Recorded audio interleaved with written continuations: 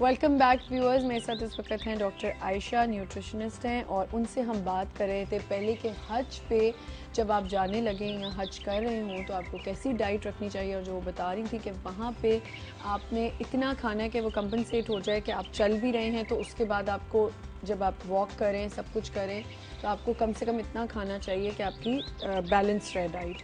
उसके अलावा मैं एक चीज़ फिर से अनाउंस कर दूं, मैंने अभी ब्रेक से पहले भी बताया था कि best design knee and back support belts जो हैं वो मुहैया की जा रही हैं 14 पेशेंट्स को जिनको नी और बैक की प्रॉब्लम है। वो हमें कॉल कर सकते हैं। डॉक्टर आगा सजाद हमारे साथ होंगे और ये पेन मैनेजमेंट सर्विसेज आपको साउथ सिटी हॉस्पिटल में मिलेंगी। तो जो लोग इसके जिनको तकलीफ़ है इस किस्म की, जो बैक की या नी की, जो समझते हैं कि डिज़र्विंग है, तो वो कॉल कर सकते हैं और फिर हमसे ये जो है गिफ्ट ले सकते हैं। अच्छा आयशा, मुझे ये बताएं कि ओबेसिटी एक बहुत कॉमन प्रॉब्लम है जो होती जा रही है बच्चियों में, बच्चों में ख़ास तौर पे, और अब हर कोई फिट रखना चाहता है अपने आप को, तो उसके लिए क्या करना चाहिए?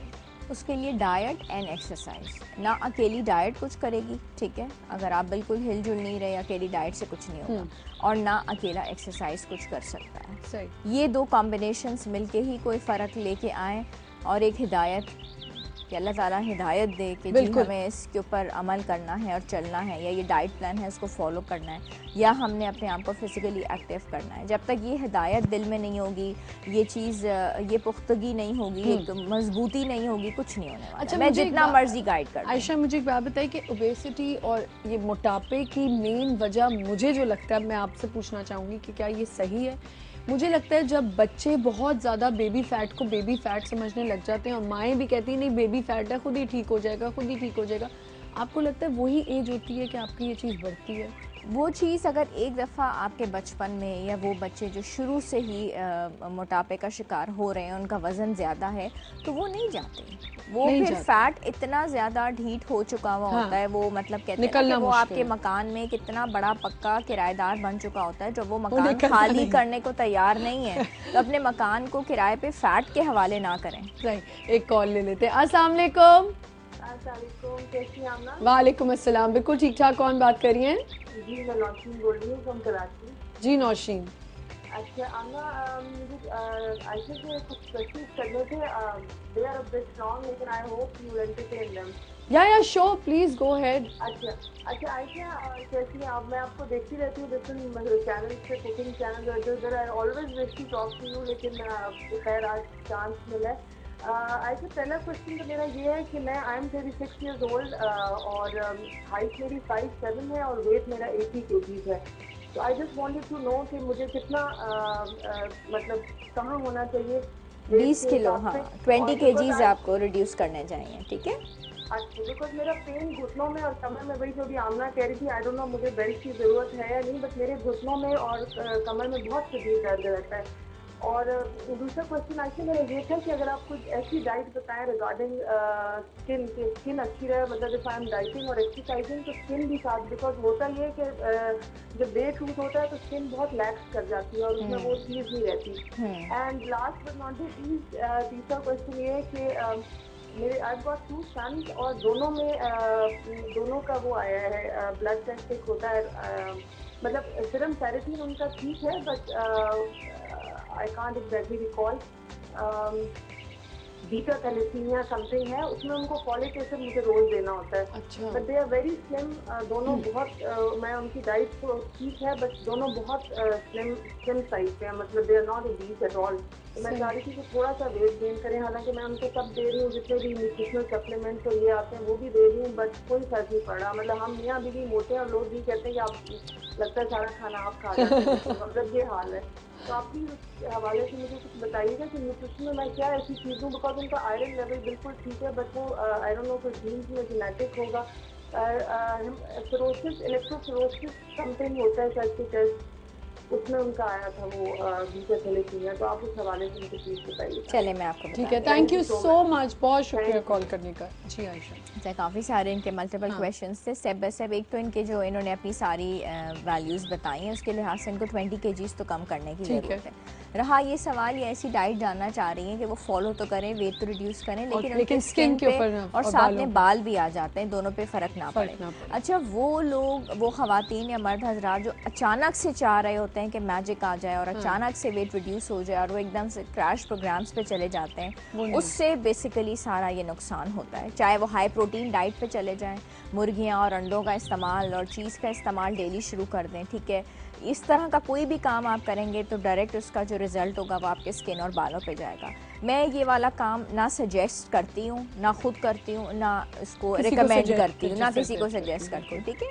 माई रिजल्ट्स फ़ौरन दे स्टार्ट कमिंग, लेकिन जो कैलोरी कट डाउन होता है वो बहुत ग्रेजुअल होता है। 100 per day, 50 per day, Aahista Aahista आपका कट डाउन। कोई गलत तो नहीं, उसमें कोई गलत नहीं होता, स्किन का कोई और उसमें ये होता है कि बेशक महीना लग जाए लेकिन आपका इतना खूबसूरती से आपका सारा फिगर भी सही रहता है, कट डाउन भी हो गया, कोई तकलीफ नहीं होती, हेडेक्स नहीं होते, आप चक्कर नहीं खा रहे, गिर नहीं रही, बाल नहीं गिर रहे, चेहरे का रंग नहीं डार्क हो गया। तो नहीं आप कर सकते ना, यही आपका कहने का मतलब है कि जो एकदम से क्रैश डाइट्स पे चले जाते हैं लोग, तो उनके तो फिर यही हाल होता है, पतले तो वो हो जाते हैं लेकिन उनकी स्किन खराब होने लग जाती है, उनके बाल खराब होने लग जाते हैं, वो ग्लो नहीं रहती आपके ऊपर।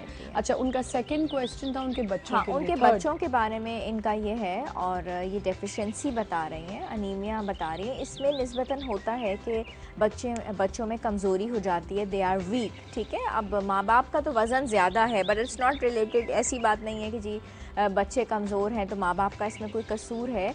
फॉलिक एसिड उनको एज अ सप्लीमेंट वो दे रही हैं, ज़रूर देती रहें, लेकिन बच्चों की डाइट जिसमें फॉलिक एसिड भी हो वो आपको ग्रीन वेजिटेबल्स में मिलेगा, ठीक है। ये इनको दें, बच्चों को गोश्त जितना दे सकती हैं दें, उनकी ग्रोइंग एज है। नहीं ना, ये सारा प्रॉब्लम है आयशा। बच्चे बेचारे, माएँ, हम लोग, मैं बता रही हूँ, अब वो बेचारी भी, आप इस सवाल का ज़रूर जवाब इनको समझ आएगा, लेकिन मुझे यकीन है, कह लूँगी कि खाएं तो सही बच्चे, बच्चे लेते नहीं मुंह में। और पता है कुछ बच्चों की क्या आदत होती है, वो खाना तो रख लेते हैं मुंह में, लेकिन वो इतना च्युइंग कर रहे होते हैं, उसको इतना ज्यादा कर रहे होते हैं, लेके बैठे रहते हैं। फिर इंडिया यही होता है कि माँ कहती है चलो निकाल दो। क्योंकि अच्छा, अभी जो है चक्कर ये हो रहा होता है कि बच्चे एक्चुअली कैलोरिक डेंस फूड्स ले लेते हैं। वो क्या होते हैं जिनकी कैलोरीज ज़्यादा हो, उसमें कोल्ड ड्रिंक्स भी आ सकती हैं, उसमें चिप्स भी आ सकते हैं, उसमें चॉकलेट्स भी आ सकती हैं। ये अगर एक दफ़ा बच्चे ने ले लिया है ना, तो आप यकीन करें पूरा दिन भूख नहीं लगती। सही बात है, उसने नहीं आना रोटी की तरफ। एक बच्चे को क्या, एक आम इंसान को नहीं। आप अगर कोल्ड ड्रिंक का ज़्यादा इस्तेमाल करें, आप चॉकलेट्स का इस्तेमाल करें, आपको भूख लगना बंद हो जाती है बिल्कुल भी। मैं अभी अपने बच्चों को दोनों को छोड़ के गई थी 25 डेज़ के लिए, अभी मैं वापस आई हूँ तो उनकी सेहतें और बेहतर हुई नहीं है। अच्छा, मैं बहुत परेशान हो गई, तो दादी ने मुझे बताया कि इन्होंने तुम्हारे पीछे पानी तो नहीं पिया ना, कोल्ड ड्रिंक पी है, इन्होंने रोटी तो नहीं खाई, इन्होंने तो पिज़्ज़ा और बर्गर खाया है। तो उनके लिए तो प्रॉब्लम हो गई है कि अम्मी अबू वापस आ गए कि अब तो हमें किताबें खोल के पढ़ना पड़ेगा और दाल रोटी खानी पड़ेगी। तो दाल रोटी खानी पड़ेगी। तो ये मैं अब मुझे समझ में नहीं आ रहा था कि मैं स्टेटमेंट में हंसूं या क्या करूं कि बच्चे मोटे पीछे हो गए हैं, क्योंकि उनकी डाइट आप देखें क्या रही है। अच्छा, और उसमें ये रहा कि वो सब मिलने वालों ने। एक आयशा कॉलर में थोड़ा सा आपको रोकूंगी। अस्सलाम वालेकुम। जी, कौन बात कर रही हैं? मैं साइमा बात कर रही हूँ। जी साइमा, क्या कहेंगी? मैं डॉक्टर साहब से ये पूछना चाह रही थी कि बच्चों के सिलसिले में कि बच्चे जो होते हैं वो खाते नहीं हैं, उनकी यही प्रॉब्लम होती है, कभी कुछ बना दिया कभी कुछ बना दिया, फिर वो गोश्त तो बिल्कुल खाते नहीं। यही प्रॉब्लम है जी। अच्छा, गोश्त नहीं खाएं तो ये एक चीज मैं पूछ सकती हूँ कि अगर गोश्त नहीं बच्चा खा रहा तो आपने कभी ये पूछा कि अगर बच्चे ने मुर्गी खानी है, मछली खानी है? हमारे भी घर में एक प्रॉब्लम होता है ना, हम लोगों की भी आदत है कि बस गोश्त ही खिलाते रहो, मुर्गी की तरफ नहीं आएंगे कि बच्चे मुर्गी नहीं खाएं। गोश्त के ऊपर बहुत जोर है। दूध वगैरह नहीं पीते, पढ़ाई तो करते हैं, जब कहते हैं उन्हें दूध पी लो वो दूध नहीं पीते सर्दियों में। अच्छा, दूध में कुछ मिला के देती हैं? नहीं, दूध में तो नहीं कुछ मिला के। बस तो वो खाली दूध तो मैं कभी जिंदगी एक बड़ा इंसान नहीं इतनी मुश्किल से पीता है, तो बच्चा क्या पिएगा? रूह अफ़ज़ा मिला दें उसके अंदर, या फिर आप उसके अंदर कोई ऐसी चीज़ मिला दें। आजकल इतने मज़े मज़े के पाउडर्स आए हुए हैं बच्चों के लिए, टेस्ट के, वनीला टेस्ट और इस चॉकलेट टेस्ट, उसके पाउडर्स आए हुए हैं, वो आप मिला सकते हैं। बल्कि आजकल तो फ्लेवर्ड मिल्क, वैसे फ्लेवर्ड मिल्क भी मिलते हैं, लेकिन प्रॉब्लम्स नहीं है। आप कहाँ से बात करिए? हम जी, ये साइकिल के साथ है। अच्छा, तो क्या वहाँ पे ये चीज़ें